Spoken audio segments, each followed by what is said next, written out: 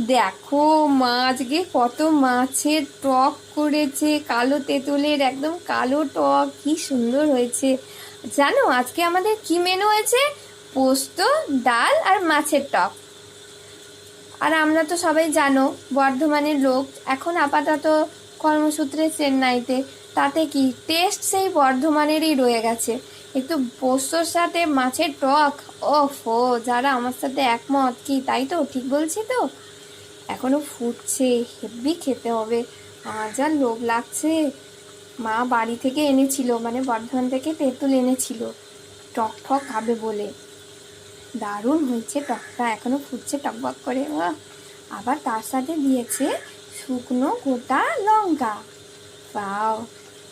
যাদের যাদের খেতে ইচ্ছে হচ্ছে তারা প্লিজ চলে আসো। এই দেখো ফাইনাল।